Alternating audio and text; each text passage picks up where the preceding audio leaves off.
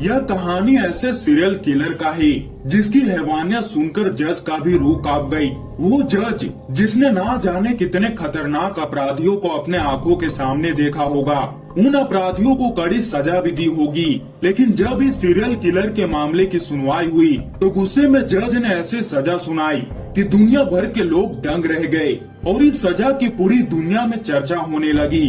दरअसल 100 बच्चों के साथ बलात्कार के बाद उनका बेरहमी से कत्ल करने वाले खतरनाक सीरियल किलर जावेद इकबाल को भी जज ने उसी खौफनाक तरीके से सजा देने का ऐलान किया। अदालत ने अपने फैसले में कहा कि जिस तरह से जावेद ने 100 बच्चों का गला दबाकर खतरनाक तरीके से हत्या की, उसी तरह से उसे भी मौत की सजा दी जाए। उसका भी गला 100 बार दबाया जाए, ठीक वैसे ही जैसे वो मासूम बच्चों का गला दबाया करता था। और उसी तरह से इस सीरियल किलर के लाश के भी कम से कम 100 टुकड़े किए जाए, जैसे वो बच्चों के शव के टुकड़े करता था। इसके बाद उन टुकड़ों को तेजाब में डालकर गलाया जाए, जैसे वो सीरियल किलर किया करता।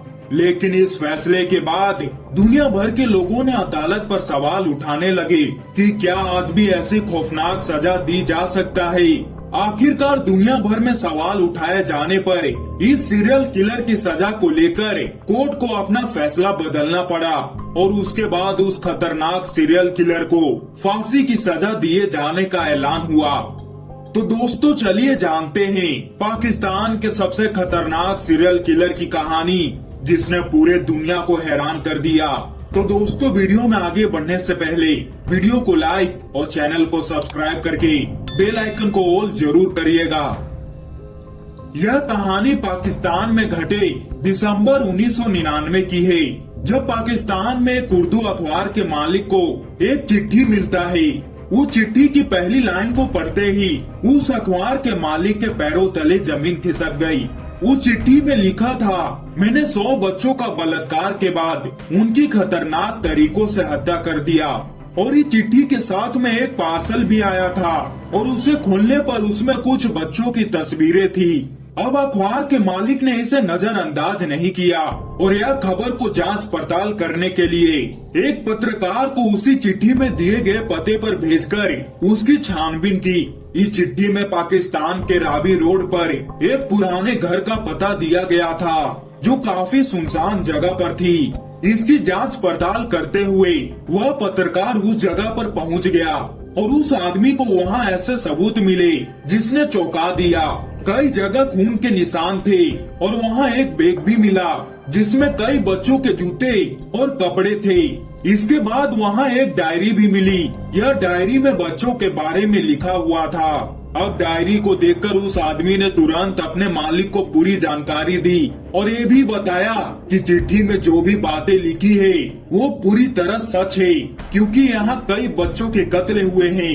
ये सुनते ही मालिक ने तुरंत इसके बारे में पुलिस को जानकारी दी और इसके बाद पुलिस ने इसे गंभीरता से लेते हुए छानबीन करने उस जगह पहुंच गई। अब पुलिस की मौजूदगी में जब वहां छानबीन शुरू हुआ तब वहां पहले 2 बच्चों के कंकाल मिले। पास में बड़ा सा एक कंटेनर भी मिला।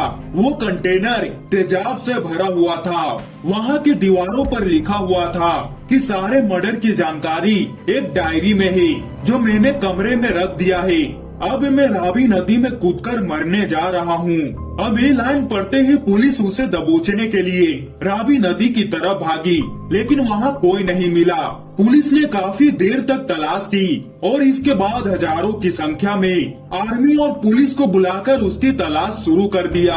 कहा जाता है कि उस सीरियल किलर को दबोचने के लिए पाकिस्तान के पुलिस ने उस साल का सबसे बड़ा सर्च ऑपरेशन चलाया था, लेकिन इसके बाद भी पाकिस्तानी पुलिस उस सीरियल किलर को पकड़ नहीं पाई।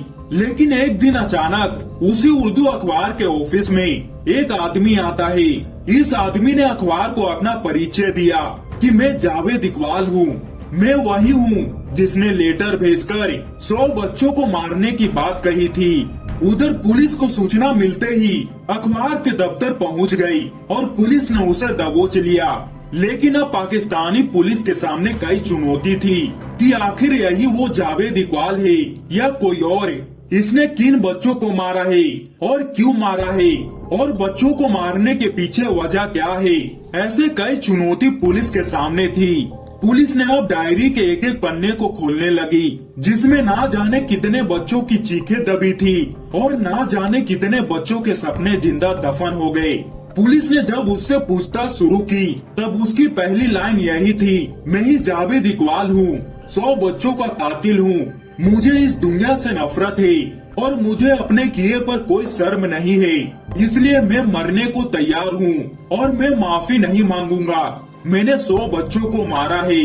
लेकिन पुलिस ने उससे पूछा कि आखिर वो मासूम बच्चों को कैसे फंसाया, और यही वो सवाल था जो जावेद इकबाल की जिंदगी का पूरी सच्चाई सामने लाने वाला था। और इस सवाल पर जावेद इकबाल ने पूरी कहानी बताई। जावेद इकबाल बेहद ही गजब तरीकों से बच्चों को अपने जाल में फंसाया करता। इसके लिए वो शहर में एक दुकान खोला जो कि वीडियो गेम का था।